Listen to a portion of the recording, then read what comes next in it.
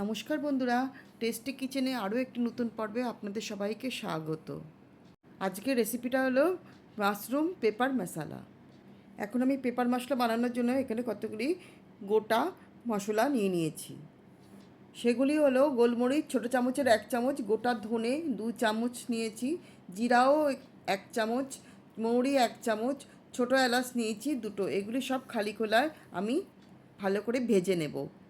এখানে গ্যাসের ফ্লেমটা লোতে রেখে আমি ভেজে নিয়েছি। এখন এটা মিক্সিতে ঢেলে ঠান্ডা করে এটা দরদরা মতো পিষে নেব।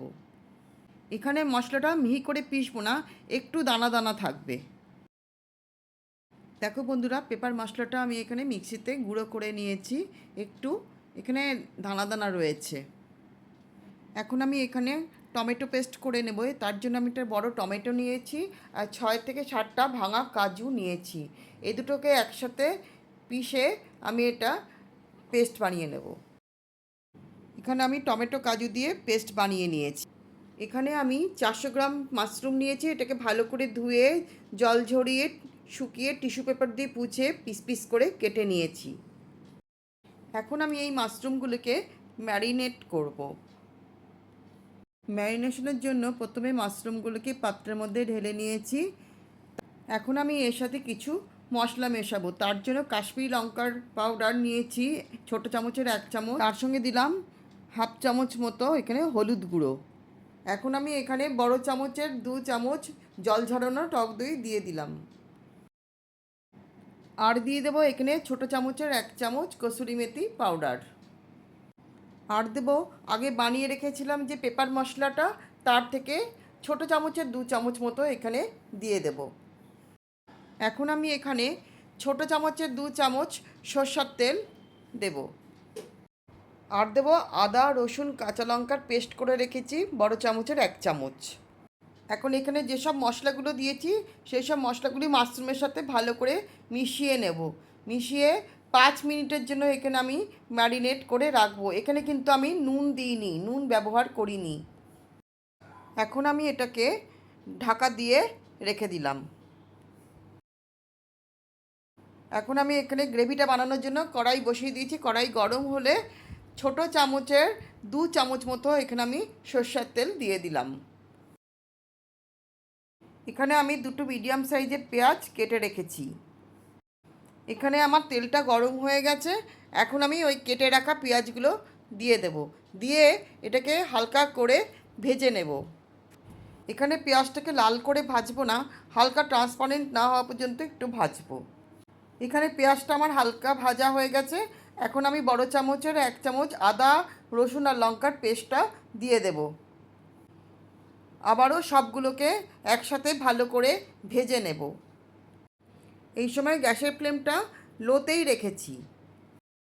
এখানে আমি ভালো করে ভেজে নিয়েছি এবং আদা রসুনের কাঁচা গন্ধটাও চলে গেছে। এখন আমি টমেটো পেস্টটা করে রেখেছি, সেটা আমি এখন এখানে দিয়ে দিলাম এবং এটাকে ভালো করে কষিয়ে নিতে হবে হাই ফ্লেমে 4 থেকে 5 মিনিট অবধি। মশলাটা ভালো করে কষিয়ে নিয়েছি। এখন আমি ছোটো চামচের 1 চামচ গোলমরিচের গুঁড়ো আর ছোটো চামচের 1 চামচ কাশ্মীরি লঙ্কার গুঁড়ো এখানে আমি দিয়ে দেব। দিয়ে আবারও আমি এটাকে ভালো করে কষাবো যতক্ষণ না পর্যন্ত মশলাটা থেকে তেল ছাড়ে। মশলাটা এখানে ভালো করে কষানো হয়ে গেছে। এখন আমি এখানে কতগুলি গোটা রসুন দিয়ে দেব। গোটা রসুন দিলে খেতেও বেশ ভালো লাগে। এখন এই ম্যারিনেট করা যে মাশরুমগুলো রেখেছিলাম সেগুলি সব আমি এখন এখানে দিয়ে দেব। দিয়ে ভালো করে আবার মিশিয়ে নেব। এখন আমি গ্যাসের ফ্লেমটা হাইতে করে ভালো করে কষাতে থাকবো। কষাতে কষাতে মাশরুম থেকে যে জলটা বেরোবে সেই জলেই মাশরুমটা সেদ্ধ হবে। এখানে কিন্তু আমি একটুও জল ব্যবহার করব না। এখন আমি ভাজা মশলাটা যে আগে করে রেখেছিলাম সেটা বড় চামচের 1 চামচ এখানে আমি দিয়ে দিলাম। এবার আমি গ্যাসের ফ্লেমটাকে লোতে করে মশলাটাকে ভালো করে মিশিয়ে নিয়ে 4 থেকে 5 মিনিট অবধি ভালো করে আবারও কষিয়ে নেব। এখানে কষাতে কষাতে মাশরুম থেকে জল বেরিয়ে আসছে। এখন আমি ছোটো চামচের 1 চামচ লবণ মিশিয়ে দিলাম। লবণটা আপনারা স্বাদ মতো ব্যবহার করবেন। এখন ঢেকে দেব 7 থেকে 8 মিনিট অবধি মাশরুমটাকে সেদ্ধ হতে দেব। এই সময় আমার গ্যাসের ফ্লেমটা লোতেই রেখেছি। এই মাশরুমের রেসিপিটা খুব ভালো হয় খেতে। যারা ভেজিটেরিয়ান তারা এই রেসিপিটা ঘরে একবার বানিয়ে দেখবেন, মুখে স্বাদ লেগে থাকবে এর। 7 মিনিট হয়ে গেছে। মাঝে আমি একবার ঢাকনা সরিয়ে নাড়িয়ে নিয়েছি যাতে গ্রেভিটা তলায় লেগে না যায়। এখন এখানে আমার মাশরুমটা সেদ্ধ হয়ে গেছে। এখন আমি 1 চুটকি গরম মশলা পাউডার ওপর থেকে ছড়িয়ে দেব। আরও দুটো জিনিস দেব, সেটা হচ্ছে 1/2 চামচ মতো কসুরি মেথি পাউডার দেব। আর দিয়ে দেব ওই যে মশলাটা আমি আগে ভেজে রেখেছিলাম, সেই ভাজা মশলাটা পুরোটাই দিয়ে দেব। দিয়ে এটাকে আমি ভালো করে আবারও মিশিয়ে নেব। এখানে একসাথে ভাজা মশলা পাউডার আর কসুরি মেথি দিয়েছি। মাশরুমের এই সবজিটা থেকে খুব সুন্দর গন্ধ বেরোচ্ছে। এখন আমি ওপর থেকে ধনেপাতা কুচি ছড়িয়ে দেব।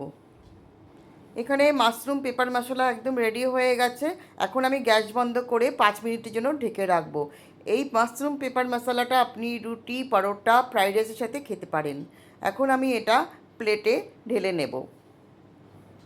আমার এই রেসিপিটা যদি আপনাদের ভালো লেগে থাকে তাহলে ভিডিওটাতে একটা লাইক দেবেন, চ্যানেলটাকে সাবস্ক্রাইব করে পাশে থাকা অনুরোধ রইল। আবারও দেখা হবে অন্য কোনো দিন অন্য কোনো রেসিপির সাথে। আপনারা সবাই ভালো থাকবেন। টাটা।